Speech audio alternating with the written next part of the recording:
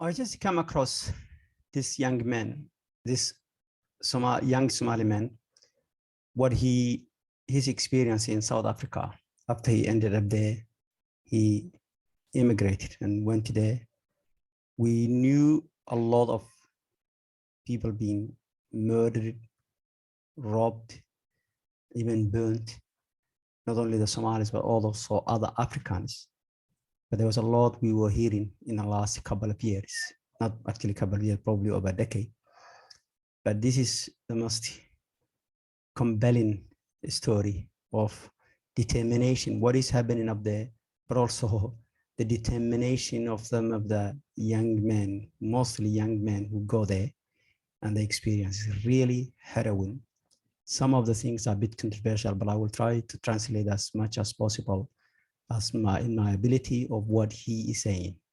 It's I think it's a part of a longer talk he did in Somali, and it has been, some been shrinked. So you can see there's some missing parts, but you will get a very full picture of his experience, which is really, really amazing. So that is, and another bit of background is since the collapse of the Somali government in the early 90s, a lot of Somalis, of course, went all over the world, but a lot of them went to particularly South Africa, because South Africa is seen a country which has a kind of a very vibrant business, and Somalis are usually very entrepreneurial, so they have a opportunity to actually do well and set up shops, quite successful shops. But the danger they faced and still facing is really amazing and mind-boggling. waa wadanka macnaha aniga dadka aan garanayo ee aan saaxiibada ahayn haddii aan qiyaaso ma qiyaasi karo laakiin adiga waxaan u maleynayaa taqriiban 200 waa ka badan yahay. He started, this is the country, he said, if I try to estimate it, is the people I know who were my friends who were killed there and murdered are over 200 of them. waa inta aan aqaanay saaxiibkayna la dilay. Those people, it is the people I knew and we were friends who were killed in South Africa. macnaha wax alaaliye cid isweydiisana male. And no one has asked them or asked a question about them, what happened to them. maalin waxaan garanayaa waa waxyaalihii igu yaabadnaa macnaha ilaahay subxaanahu wa tacaala igu galaday maalin baa anoo koofiyad dheer. One of the days I do remember very clearly is, and God blessed me with, is one day I was wearing a long hat. It was a winter and I was wearing also a big coat. oo wada socda yaa waxa dhacday ilaahay amarkii balkaale meel ay iga soo gaadeen madaxa inuu igu dhufto damcay. I don't know how they got me or whether they saw me, but they tried to shoot me at the head. So all I heard was a bullet fire and a hat falling off my head. boqolkiiba 90 Soomaalida South Africa waxa loo dilo Soomaalidu way dagaalantaa. 90% of the Somalis who are killed and murdered in South Africa is because Somalis fight back.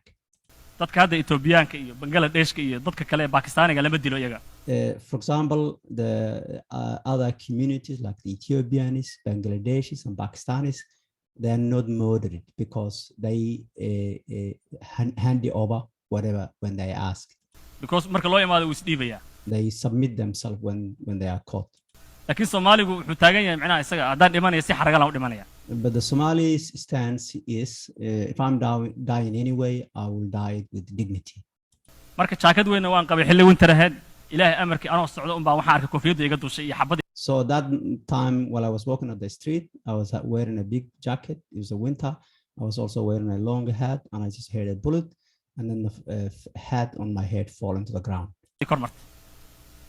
gadaal baan fiiriyay marka koofiyadda socoto waaba sii orday ma macna. I looked in my back, and then when I saw the hat on the floor, I did not stop. I just ran forward. ma istaagin ba. Did not stop. anagoo meesha ku xiran yaa 33 qof oo ka yimid Mozambique. And then he goes to another story. One of the things he said, while we were in prison, 10 of us Somalis, and there was a 33 other inmates who are from Mozambique. yaan anagoo 10 Soomaaliya hal qolna lagu xiray. We all been put in a one cell, 10 Somalis and 33 Mozambiques. nimankii marka waxay sameeyeen inay gumaystaan ba bilaabeen. The Mozambicans treated us badly. They started to treat us as the Somalis badly. tadii bay naga qaataan They take the food from us. bustayaashii bay naga qaateen They take the blankets from us. xilli winterna way ahayd It was a cold winter. annagii waa tashanay marka So we talked among ourselves. dad waxaa garanaysaa 2 bilood soo tahriibaya oo Soomaaliya macnaha tabartooda waa iska yartahay And you can imagine we are Somalis and we've been, came from a long journey it took us for 2 months. So we are actually quite weak. waa tashanay waxaan nimay oo nimankaan iska celino So he said we agreed that we need to fight back if we want to survive in here. haddii aan iska celinin waxa weeye sidan kuma noolaan karno We will not survive if we don't fight. bas waxaan samaysanay saxamadii cuntada nalagu keenay baan arursanay dhinac baan dhiganay So he said every time they bring a food, we brought food, we collected all the plates and put them aside. salaadii casar markaan tukanay baan ducaysanay adka One of the dates when we prayed afternoon prayer, we prayed to God and we decided to fight. baan akhrisanay saxamadiina dhinaca marsanay hal mar baan dagaal ku bilownay nimankii And we attacked them with the plates. ilaahay amarkii dhowr nimankaa dhiig ka keenay way cabsadeen oo dhinac bay isku kuuseen When a couple of them were injured, they got scared and they went to a side and stopped fighting. iyagoo 33 anagana 10 baan nahay And you have to remember we are 10 of us and there are 33 of them. bas askartii baa loo dhawaaqay askartii baa soo gashay waxa la yidhi wax u dhaceen nimanka waxa The police were called and the police came inside and asked what has happened, what happened. banaanka u baxeen iyagoo dhigay waxna Soomaalida baa nalays And the men, those who were injured, went outside and said the Somalis has hurt us. askartii waxay dhaheen idinka macnaha askar baabatiin ba macnaha 10 qof ay 33 qof ku dishay The police said, you Somalis, are you soldiers of what? How come you are 10 of you and you beating 33 men? waxa la yidhi waana la garaacay annagii noqdaa la yidhi nimanka weydiiday waxay dhaheen haddaan ku noqono Soomaalida wayna dilayaan The police came in, beat us up, and then told the Mozambicans to go back to the cells. But they said no, they're gonna kill us. The Somalis will kill us. We don't want to go back. askartii waxay noqotay in meeshii noqoto macnaha TV xataa la keeno Everybody was surprised, and even the media has came to the area to cover the story. adigu anigoo xabsiga ku jira ilaahay amarkii ayaa waxa dhacday waxa la yidhi qof walba qofkaaga waco So he said, while I was in the prison, we were asked everybody to call someone to bail them out, pretty much, to take them out of here. maadaama dee nin walba macnaha qofkiisa qof walba ku saadaya Someone, ilaahay amarkii his relatives or his friend, or someone to take him out of the prison of the cell. halkay oo nambarkiisa hayo markaa ilaa iga soo kaxay Soomaaliya ayaan wacay nambarkiisa So I have my older brother's phone number, who took me all the way from Somalia. So I called his number. marka aan wacay walaalkay nambarkiisa voicemail baa iga qabtay So when I called my brother, it went to voicemail. aniga waxaan isla malaha ninka lambarkii baa ka damay malaha lambar kale u qaatay So he said, I said to myself, maybe the phone is off, or maybe he's changed his phone number. bas waa iska joogay So I stayed. ilaahay amarkii maalinkan saa u saabaxay xabsiga may horta aanu xabsiga ku jira So the first day I came out of prison, he first said, and then he said, well, let me go back to what happened before that. yaa waxa dhacday Soomaalida kale aan la xirnaa qof walba qof baa u yimid oo ka saaray ilaahay amarkii aniga yar kala isku saarnay So he said, while in the prison, all the Somalis, almost all of the Somalis were taken out. Someone, a relative or friend, came and bailed them out and take them out. But me and another man remaining of the Somalis together in the cell. jarkii marka qofkii soo deynaya ii yimid wuxuu yiri war adiga cid ku saadaysa ma haystid miya maya waan ku riniyo walaalkay baa waday isagana nambarkiisa ma shaqeynay So the man who was taken out, my friend, his colleague, the other Somali colleague, came to me and said, what's wrong with you? Don't you have anyone to take you out or bail you out of the jail? And I told him, no, I don't. My brother, his phone number is not ringing, so therefore I am kind of pretty much stuck. saas ahaa ninkii baa isii daayay So the man said, okay, is that what's happened here? He said he bailed me out and took me out. waan soo baxnay meel maqaxiyuna keenay cuntuna siiyay khayr Allah siiyay waa qabaysanay We come out, we came to a restaurant, we ate food, he gave us food, and we had a shower. lambar baa la ii dhiibay xalay walaalkaa waca I was given a phone and was asked to call my brother. markaan walaalkay wacay nambarkiisa voicemail baa iga qabtay I called my brother again, and then the phone again went to a voicemail. anigii waa shakiyay marka he said, I started to doubt. bas eedadii oo Soomaaliya joogtaan wacay So he called his auntie who is back in Somalia. eedadii marka ilaa 10 beri ay xiranay walaalkayba 10 beri baa la dilay anigana war Unknown to him, his brother is dead. The 10 days he was in jail. kama hayo They didn't know anything about it. marka waxa dhacday eedadii baan wacay anigina waa leelaa Nuur Ismaaciil miyaha So I called my auntie, so I was also missing. So I called my auntie and I was missing. So my auntie said, are you Noor Ismail? And I said, yes. lillahi wa inna ilayhi raaji'uun bay She recited a prayer. Usually, Muslims recite when someone dies, someone is relative or, dies. And you say to them, inna lillahi wa inna ilayhi raji'uun, which pretty much means we all dying, going back to Allah, have a patience or something like that. So in a sense, his auntie is kind of thinking that he must be aware that his brother has died, but she doesn't actually know that he does not know. lambar ba ii qortay So when she commiserated him, she gave him a number, and she said, this number belongs to your uncle. Call your uncle. lambarka ii qortay marka oday adeerkaya leh waxay u tii lambarka waa adeerka baa leh anigi waa naxay marka She said, I was kind of concerned when she asked me to call. She said, call this number. This number belongs to your uncle. I said, I started to worry and get concerned. adeerkii baan wacay lambarkiisana voicemail baa iga qabtay I called my uncle, but also his number went to voicemail. ilaahay amarkii waxa dhacday eedadan ku socday waxaan ku yiri eeday maxamed maxaa ku dhacay In the wish of God, God willing, I went back to my auntie and called her back and said, what happened, auntie, to Muhammad, to his brother? What happened to him? waxay u tiri eedan maxamed maalin 10 beri koor baa la dilay And she told him, son, my auntie's son, Muhammad, he's been murdered 10 days ago. anigu macnaa wadanka waan ku cusbahay waa ninkii Soomaaliya iga soo kaxeeyay waa I am new to the country. He is the brother who took me from Somalia. ninkii indhaha ii ahaa meel He was my eyes. I don't know anything. aadama garanayo I have nowhere else to go. macnaa waxa weeye naxdin iyo qaracan So scare and a lot of sadness has fall upon me. bas ilaahay amarka Soomaalida meesha joogtay baa qaaraanay wax ii guray ilaa Johannesburg baa la keenay So the Somalis who were there kind of collected money for me, put together some money for me, transportation, and they sent me to Johannesburg. Johannesburg markii la keenay tuulo kale oo gobol kale oo la yiraahdo Port Elizabeth ayaan tagay Then when he went to Johannesburg, he then moved on, continued to another city called Port Elizabeth.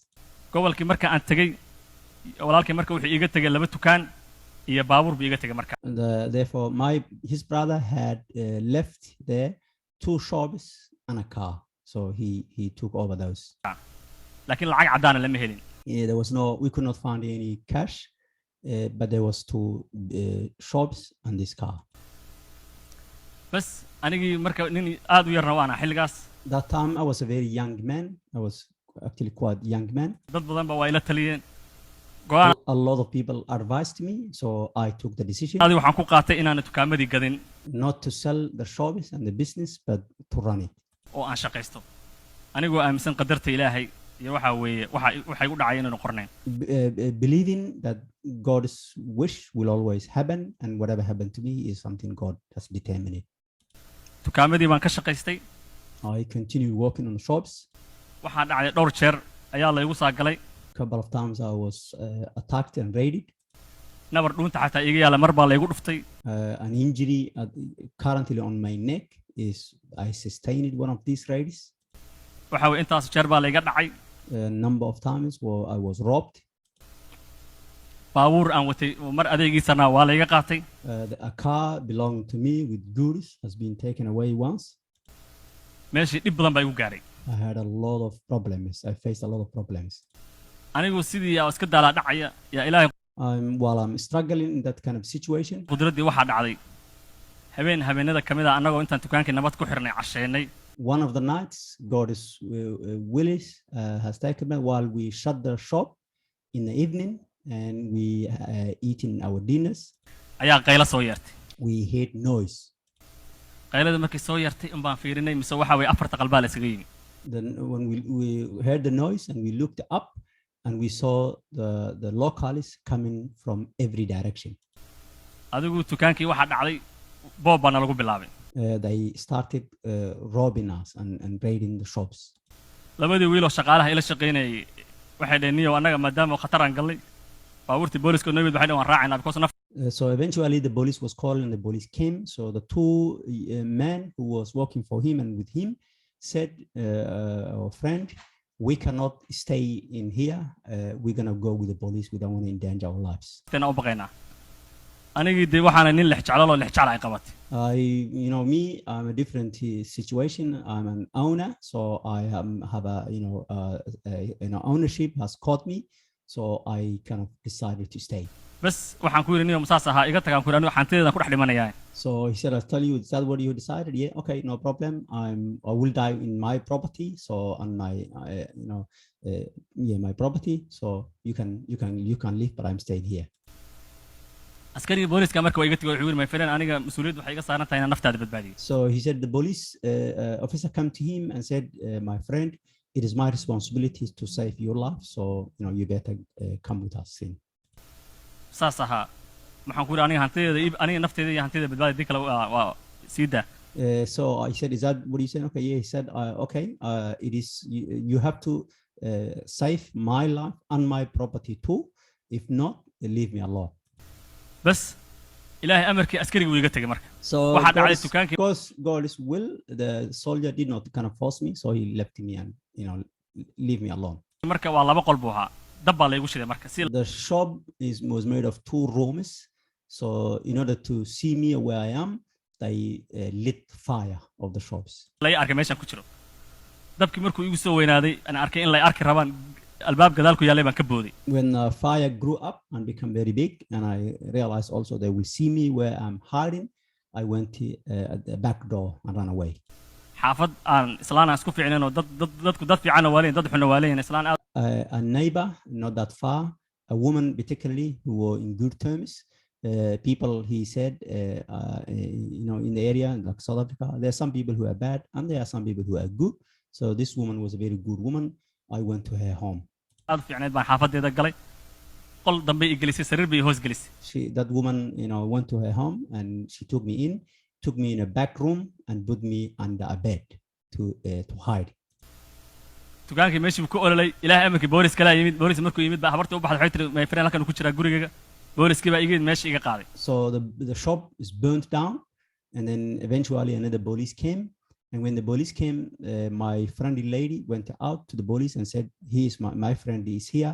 He survived. Come and get him." habeenkaas waxaa iga gubatay haddii aan ku qiyaasay adiga $30,000 meelahaas That night, I lost a wealthy or property I estimate to be around $30,000. baabuurna horaa laygu dhacay And there was a car being robbed from me previously.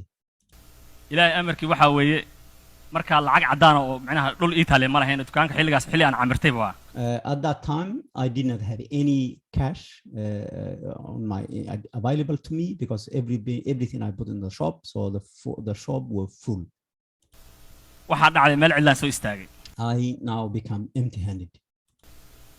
dadku waxa weeye markii waxa weeye hanti badan dhaafto waxa weeye stress baa ku dhaco waxay dhahan see hantidan kugu dhaaftay iyo When people lose a lot of property, a lot of their belongings, people think about them, they stress out and they say, why this happened to me? macnaha aniga waxaan idhi niyow hantidan ilaahay baa ku siiyey imtixaanna way ahayd shaqayso hadduu ilaahay caafimaad ku siiy But for me, I said to myself, this is belonging to Allah. Allah give it to you anyway from the beginning. You are healthy. Get to work again and start again. ilaahay wuxuu qadaray inaan ani ii shaqayn jiray inaan u shaqo tagay It happened to be in God's will that someone who used to work, I went to work for someone who used to work for me. ninkii marka xilliga ani ii shaqaynay si fiican baa ula dhaqmay si fiican buu ila dhaqmay muddo markaan shaqaysanayay xogaa haddana hanti kalaan isku aadistay dukaan kalaan furtay That man, when he was working for me, I used to treat him very well. So he treated me very well. And after I worked for him for a while, I collected the money and opened another shop.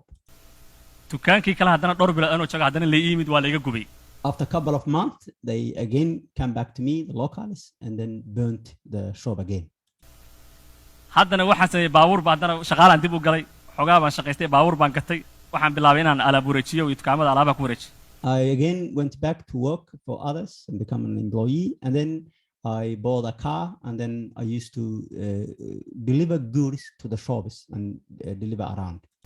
maalin baa anoo dukaan alaab dhigay intii la yimid macal baabuurkayga laga qaatay waxaan haystayba One day, while I was delivering goods to a shop, they came to me and took everything, including the car, from me. bas waxaa dhacday haddana shaqaalnimaan galay And then went back again to work for others. anigoo sidii shaqaalnima yaraan saaxiibanahay baan u shaqa tegey. Went to a friend of mine who I know. Because I was working for others, so one time I ended up working for a friend of mine. adigu xoogaa markaan shaqeeyey baan haddana waxaa weeye xoogaa shaqaystay waxbaan isku aadisay baabuur kalaan gatay adeeg alaab aroojiyo baan ku noqday. Again, I put together a few things of money, and then again bought a car, and then started again delivering. ninaan saaxiibanahay oo aad waddanka igu soo dhaweeyey oo la yidhahdo qorane cali xaj ilaahay naxariistan ha ka waraabiye iyo habeen ciida ayuu isoo wacay. One time, a man who was very dear to me, who welcomed me into South Africa, Qorana Haji, has just called me out of the blue. Eid end of Ramadan. Ramadan ismaana maqlin wuxuu And we haven't heard each other whole of the month of Ramadan. nuuro birri inaan saarnaa rabnaa ilow arrin muhiim. He said to me, Noor, we have to meet and catch up tomorrow. Everything, by all count, we have to see each other by tomorrow. waayahay baan habeenkii dhowr jeer buu isoo wacay waxaan ku yidhi I said to him, okay, and he said he called me back again in the night couple of times. ayaanta imada soo wici jireen walaalo maxaa dhacayo iyo maanta qalbiga he said I was get concerned. He said we haven't spoken for a while. I said to him, my friend, we haven't spoken for a while. What is happening? Why did you call me a couple of times, tonight? yaa kuu sajeeday. And he said his response was that it's just somehow you went to my mind. I just kind of remembered you, so I cannot take you out of my mind thing, in a sense. ilaahay qudraddii labadii habeenimo markay taalay soo wacay ninka qornaa waa la dilay. For God's wish of wish, 2 in the night, I got a call, was told that man is being murdered.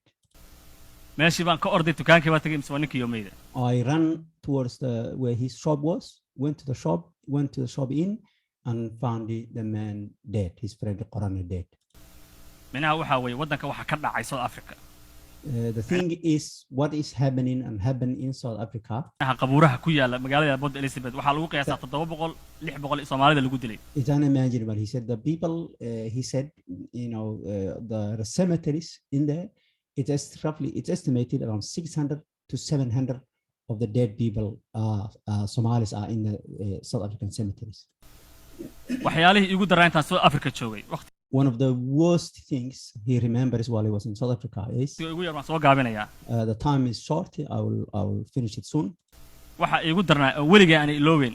The worst thing which I will never ever forget was hooyo a mother and a daughter iyo gabadheeda iyo wiilay dhashay and a son belonging to her iyo cunug yar oo 2 jir ah and a young boy who's 2 years old. intii la googooyay oo cadcad loo jaray.